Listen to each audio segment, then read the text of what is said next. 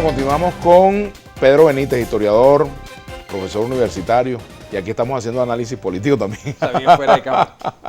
Fíjate, Pedro, se dice que la reunión en Oslo ha dado algunos frutos en cuanto a que ya los miembros de ambas delegaciones están en consulta.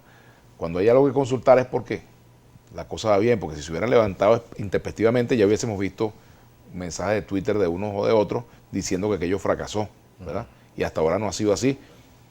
Y no he escuchado todavía una versión oficial sobre esto, ni un comunicado tampoco hemos visto ni del gobierno de Noruega, ni de las partes informando lo que está pasando. ¿Hasta dónde se debe informar de lo que está ocurriendo en una mesa de negociación en un momento tan complejo como el que vivimos? Bueno, mira, ahí me raspas porque yo no soy experto en temas de negociación. Ni yo tampoco. No te sabría responder cómo se maneja esa expectativa o lo que uno ve cuando uno analiza este tipo de hechos, lo que ocurrió con el IRA, con ETA, con distintos grupos, e incluso cuando hubo negociaciones para transiciones políticas, como ocurrió en Chile, como ocurrió en Nicaragua, cuando doña Violeta sorpresivamente le ganó las elecciones al Frente Sandinista, lo que ocurrió en Polonia. Ese caso, bueno, es que hay un cierto nivel de discreción en lo que se está negociando, en lo que se informa, ¿no? Sobre todo por el manejo de las expectativas. Ahora, hay una cosa que sí yo tengo clara y me gustaría aquí expresar. Aquí la conclusión inevitable, necesaria, de lo que ocurra en ese proceso de negociación es que culmine en un proceso electoral presidencial, donde el pueblo venezolano tenga la oportunidad de unas elecciones libres, justas, transparentes, con veeduría internacional, expresar su voluntad. Y que el que pierda, sea quien pierda, esté dispuesto a acatar al que ganó. Y el que ganó esté dispuesto a respetar al que perdió. Si no, esto no tiene solución. Eso no tiene que desembocar ahí.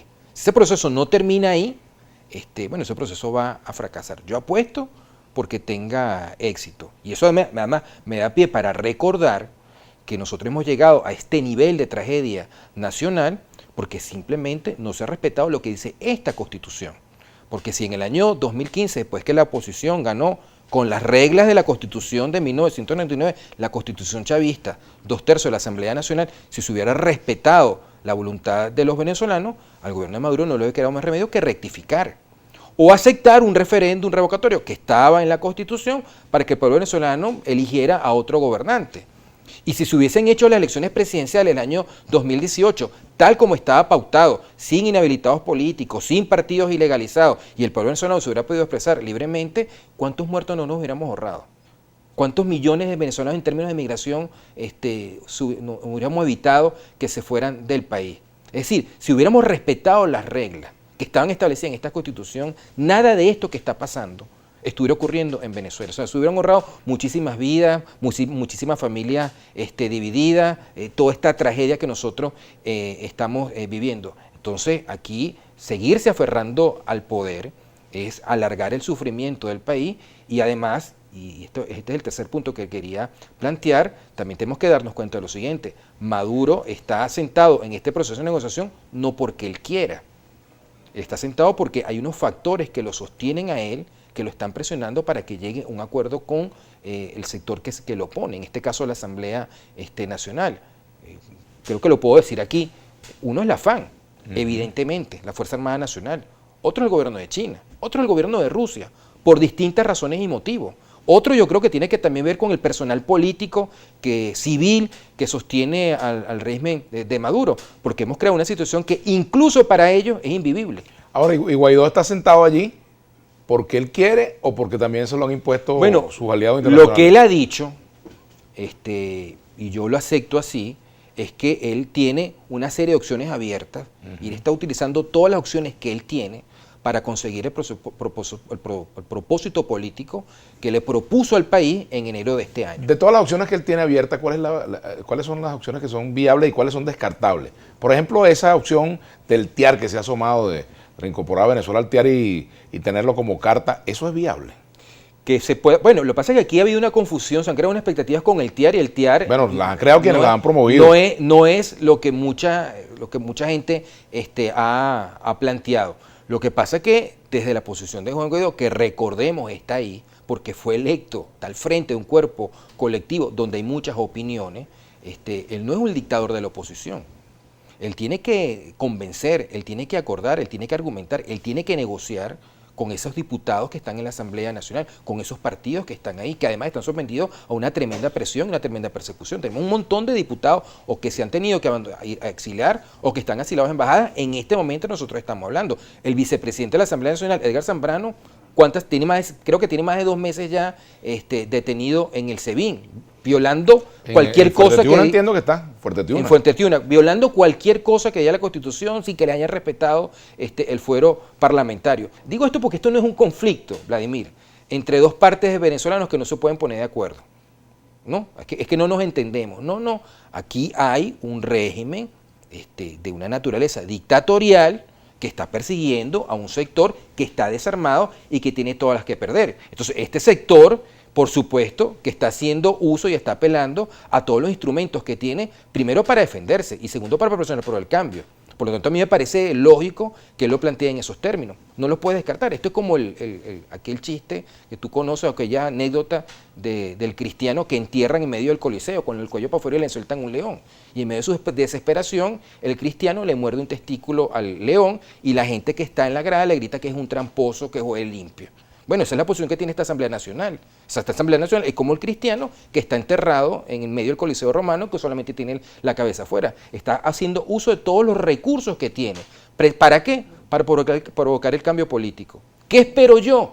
Que ese cambio político sea de manera pacífica, democrática, y sí lo digo aquí claramente, y electoral, porque creo que es lo que es más barato para el país. Yo me sabía el cuento, pero con la pata, no sabía que había llegado tan lejos el hombre. Pero bueno, continuamos aquí con Pedro Benítez. Bueno, dentro de lo trágico que es esta situación, pues, ciertamente... bueno, esto es lo que a los venezolanos nos permite sobrellevar esta tragedia. Aquí hay otras comentarios. Por ejemplo, Lisan Stredel dice, sobre lo que pasa con estas conversaciones o encuentros en Barbados, sobre todo el presidente Nicolás Maduro debería abstenerse de hacer comentarios, eso no es prudencia. Prudencia diplomática, por favor, los funcionarios noruegos sí saben qué es. Dos Venus dice, excelente invitado, un saludo a Pedro, un joven historiador demócrata. Muchas gracias. Ajá, aquí también dice Gracias por lo de Clementina.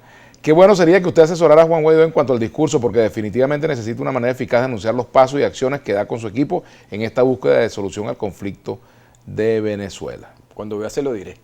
Señor Benítez, según usted dice que existe un chavismo duro, ¿usted cree que se mantenga para ir a unas elecciones, conociendo la crisis que vive aún más fuerte ese sector social llamado chavista? Pregunta Bolívar Divisa. Todos los movimientos políticos se caracterizan por algo. Tienen un grupo moderado y un grupo, todos los grupos humanos en general, un grupo moderado y un grupo más radical. Y lo que suele ocurrir, que es lo que yo veo en este caso, es que el grupo radical secuestra a los moderados. Ese es uno de los secuestros que precisamente tenemos que suspender en Venezuela, que los sectores más radicales le estén imponiendo, del lado que sea, que le estén imponiendo la política a la mayoría, que al final lo que quiere es una salida pacífica.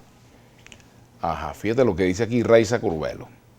Esos chavistas que le hicieron tanto daño al país hay que inhabilitarlos políticamente, porque ellos, lejos de hacer oposición, solo van a ser un estorbo para el progreso del país. Además, ¿quién va a votar por ellos si el 90% del pueblo decente los repudia o no? ¿Qué te parece? Bueno, pero vamos a una elección y que el pueblo venezolano decida quién debe gobernar o no. Y vamos a tener finalmente, que es una gran deuda histórica que tiene Venezuela, un poder judicial independiente y autónomo, y que sea ese poder judicial con unas reglas muy claras, la que decida si alguien cometió o no cometió un delito. Pero lo que no podemos aquí es que empezar a inhabilitar Venezuela. O sea, no podemos repetir lo que ha ocurrido en estos 20 años. Tú eres historiador, es el gallinero de Guzmán Pero yo iría un poquito más atrás. O sea, aquí vivimos repitiendo ciclos, ¿no? Desde la independencia. Yo vengo ahorita de exclusión. Yo vengo ahorita, no puedo llegar hasta el final, de una actividad de la Academia Nacional de la Historia en conmemoración de los 200 años del discurso de Angostura. Del Congreso de Angostura de 1819. Y cuando tú escuchas la exposición de varios profesores que estaban y que me dieron clases a mí, y lo ves en perspectiva histórica, bueno, tú ves cómo esto se está repitiendo. O sea, los republicanos contra los realistas, después los liberales contra los conservadores, después los liberales entre ellos mismos, después llegó Gómez, después llegó Medina, después fueron los adecos contra los medinistas, después los militares contra los adecos. Entonces, este es un ciclo que en algún momento esta sociedad tiene que romper. Pues no podemos seguir en este proceso, que es una cosa que nos ha hecho daño como país. Tenemos que hacer la pausa. Al regreso continuamos conversando con Pedro Benítez, historiador y profesor universitario.